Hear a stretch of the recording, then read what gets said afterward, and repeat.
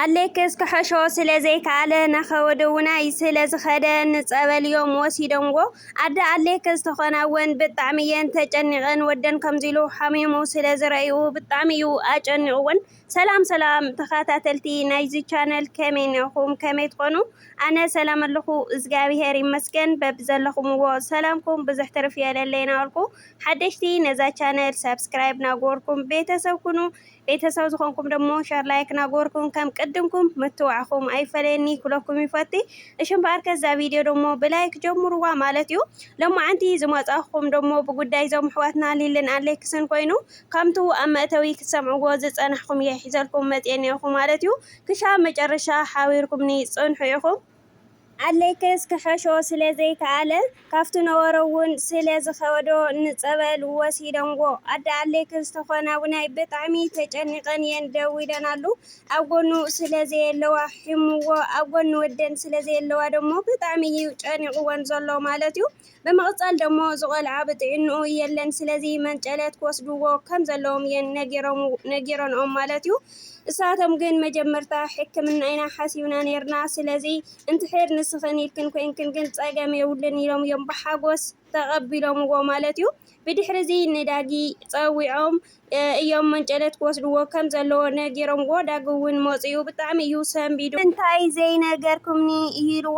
ሊሊ ተኾነት እውን ዳጊ ይቅርታ ንሕና ክነጨንቐካ ስለዘይደለና ኢና እምበር ብኻሊእ የኾነይ ሕዚ ግን ሰዓተይ ንቕተል ንኺድ ኣነ ብጣዕሚ ናብዙ ፀበል ክኸድ ተሓጒሰን ተሃንጥየን እየ ዘለኹ። ምክንያቱ ኣሌክስ ናብ ልቡ ዝምለሰሉ ኣብ መንጎና ተፈጢሩ ዘሎ ሽግር ዝፍትሐሉ ኣብ መንጎና ኣትዩ ዘሎ ሰይጣን ድማ ዝርሕቀሉ ስለዝኾነ ክኸድ ሃፂፀየን ኢኹ። ብምቕፃል ኣብ ዝሓለፈ እንድሕር ደኣ ዘኪርኩምዎ ኮይንኩም እውን ኣባዬ ኣሌክሲ ተፈጢሩ ዝነበረ ክፍተት ኣነ ከይደ ምስ ተሓፀብኩ እዩ ኩሉ ዝተስተኻኸለ። ስለዚ ሕዚ እውን ላብ ንቡር ሂወትና ክንምለስ ኢና እና ንኺድ ኢላ እያ ላብዙ መንጨለት ዝተወገሱ ማለት እዩ። ኣብ መንጎ እዚ ደሞ ቤት መፅያ በቃ ኣነ እውናይ ምሳኻቶም ክመፅእ እየ ክትብል እያ ሓቲታቶም። ንሳቶም ደሞ ምሳና ኣይትመፅን ኢኺ ንስኺ ኣይተድልይን ኢኺ ገዛኺ ፅንሒ እዮም ኢሎምዋ ማለት እዩ። እዚ ከዓኒ ሊሊ እታ ቤት እኳ ሃሊኻ ነይራ ክኸድ እየ ኢላ ግን ከዓኒ ላብ መንጨለት ላኸድና ላተኳረና ይኹን ላተባእስና ፅቡቕ ስለዘይኮነ ነፂኻ እዩ ፀበል ዝሕፀብ ስለዚ ከምዚ ኢልኪ ላብ ፀበል ክንኣቲ ኣይንኽእልን ኢና እና ገዛኺ ተመለስ እዮም ኢሎምዋ ማለት እዩ። ኣሌክስ ተኾነ ውናይ ቤቲ ኩሉ ግዜ ኣብ ጎነይ ከም ዝኾንኪ ይፈልጥ እየ ስለዚ ሕዚ ገዛኺ ኺዲ ክድውለልኪ እየ ድሃየ ውናይ ከፍልጠኪ እየ ኢልዋ ማለት እዩ። ብድሕሪዚ ቤት ደሞ ተመሊሳ ምክንያቱ ኣብ ዝሓለፈ መደቦም ከም ዝረአናዮም ኣሌክስ ንቤቲ ሓሚመ ኢሉ ቴክስት ምስ ገበረላ ቤት ደሞ ናብ ገዛ መፅያ ነይራ። ኣብኡ ዝነበሩ ሄፊ ሄኖስ ሊሊ ደሞ ብጣዕሚ ሰንቢዶም ነይሮም ማለት እዩ። እዚ ከዓኒ ዘይተፀበይዎ ስለ ዝኾኑ ካብኡ ደሞ ኣሌክስ ምንጋሩ ስለ ዘይፈለጡ ማለት እዩ። ብድሕሪዚ ቤት ደሞ መፅያ ኣሌከ ኢላ እያ ስምባደ ንኣሌክስ ታይ ኮንካ ታይ ረኺቡካ ክትብል ዝሓተተቶ ማለት እዩ። ሃፊ ተኾነ እውን ተናዲዱ ተልዓሊ ካብቲ ዘለኽዮ ምንም ኣይኮነን እዩ ኢልዋ።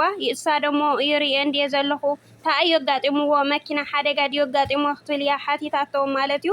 ንሳቶም ውናይ ምንም ከም ዘየጋጥሞ ደሕና ከም ዝኾነ እዮም ነጊሮምዋ። ዋላ እውን ኣሌክስ ክትረጋጋዕ ከም ዘለዋ እዩ ነጊርዋ ማለት እዩ። እንተኾነ ግን ቤቲ ክትረጋጋዕ ኣይከኣለትን ናቁሮም ረመት እያ ቀፂላትሉ ማለት እዩ።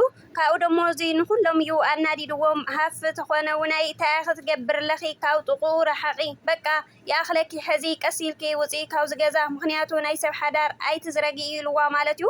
ንሳ ተኾነት እውን ኣብ መንጎና ኣይምልከተካን እዩ ከይተናግረኒ ታዩ ልሕክምና እንታይ ኮንኩም ዘይትወስድዎ ክትቀትልዎ ዲኹም ደሊኹም ዝብል ዘረባ እዩ ተዛሪባቶም። ንሳቶም ደሞ ብዘረባ ተቆጢዖም ንሕና ንምንታይ ኢና ንቐትሎ ካባና ንላዕሊ ንስኺ ኣይትቐርቡ እየን ኢኺ ብዓብዩ ከዓኒ ኣዶ ወዱ ሰወይቶላ ሊሊ ንሳ ትካና ኾነላ እያ ናይትካ ሓገዝ ኣየድልየን ካብኡ ረሓቂ እዮም ኢሎምዋ ማለት እዩ።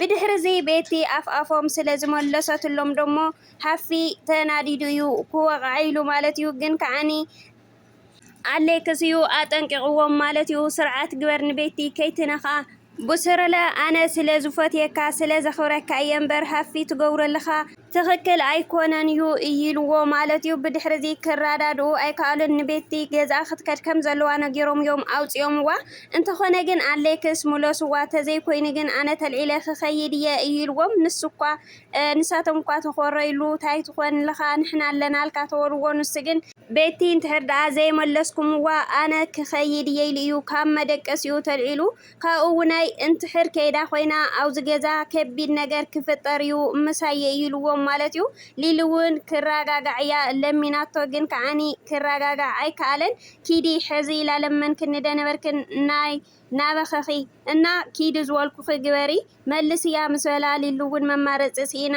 ንቤት እያ ፀዊዓታ ማለት እዩ ካብኡ ደሞ ብድሕሪ ሃፍ ተኾነ እውን ንስኻ ሰብኣይ ይኾንካ እና ሰብኣይ ስራሕ ታይኻ ትኸውን ልኻ ኢሉ ዋላ እንተመኸሮ ኣሌክስ ክሰምዖ ኣይከኣለን ተደሊኻ ኪድ ኣነ ቤትና ሊሊ ክኸዳ ኣይደልየንን ክልትየን ኣብዚ ክኾና እየ ዝደልየን ይልዎም ማለት እዩ ብዘረብኡ ደሞ ብጣዕሚ እዮም ተገሪሞም ድሓር ግናይ ቤት እውን ተኾነ ንዓናይ ሕክምና ክወስደካ እያላቶ ንሳቶም ናይ በዓልቶም ክወስድዎ ከም ዝኾኑ እዩ ነጊሮምዋ ማለት እዩ ብድሕሪ ተረጋጊዓ ንሳ ደሞ ላብ ስራሕ ኣለኒ ኢላ እያ ስርሓ ኸይዳ ብድሕሪ እዩ ኣሌክስ ውናይ ካፍቱ ዝነበሮ እናገደዶ ኸይዱ ማለት እዩ መድሓኒት ዘምፅሉ እውን ሂቦምዎ ግን ከዓኒ ለውጢ ስለ ዘይረኸበሉ ኣዶ ኣሌክስ ውናይ ደው ኢለን ተጨኒቐን ንሰን ደሞ በቃ ኩሉ ምስዕለሉ ህዚ ኣሌክስ ሕክምና ዘይኮነ ፀበል እዩ ዘድልዮ ዘሎሞ ናብ ፀበል ውሰድዎ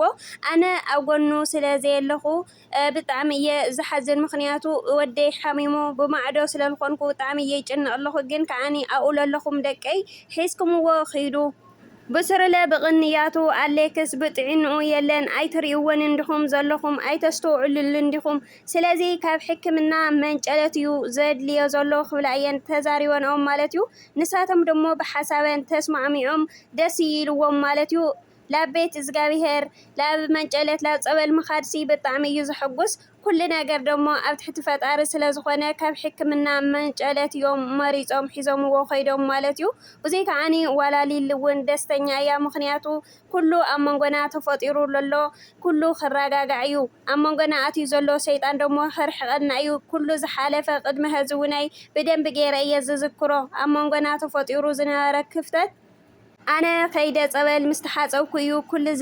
ዝተስተኻኸለና ሕዝለ ላብ ንቡር ሂወትና ክንምለስ ኢና ኢላ እያ ብተሓጓስ ሒዘምዎ ኸይዶም ማለት እዩ ኣብ መንጎዚ ቤት ተኾነት እውን ኣነ እውን ምሳኻ ክመፅእ እየ ኢላ እያ ንኣሌክስ ነጊራቶ እሳቶም ተኾነ ግን ፈቃደኛ ኣይኮኑን ከምቱ ቀደማይ ዝበልኩኹም ኣብዙ ተፈጢሩ ዝነበረ ስለ ዘይነፀህና ኩለና ኩራ ኩለና ባእሲ ኾይድና ላብ መንጨለት ክንኣቲ ፅቡቅ ኣይኮነን ንስኺ ትረፊ ኢሎም እዮም ኣትሪፎምዋ ማለት እዩ ካብኡ ከዓኒ ምስኣቶም ክትከድ ፈቃደኛታት ስለ ዘይኮኑ ማለት እዩና ኣሌክስ ናይ ምሕረት ፀበል ይግበረሉ ብሰላም ደሞ ይመልሶም ማለት እዩ ኩሉ ኣብ ትሕቲ ፈጣሪ እዩ ሕክምና ዋላ ተኾነሲ ኩሉ ኣብ ትሕቲ ፈጣሪ እዩ መንጨለት ግን ኩሉ ሕማምካ ፀገምካ እዩ ሒዝልካ ልኸድሞ እዩ ኣብ መንጎኦም ተፈጢሩ ዘሎ ሽግር ቀንጢጡ ሰላም ናይ ሰላም መንፈስ ይሃቦም ማለት እዩ ሰላም ሒዞም ልምለሱ ይግበሮም ዘዋሕዋትና ላብ ንቡር ሂወቶም ልምለስሉ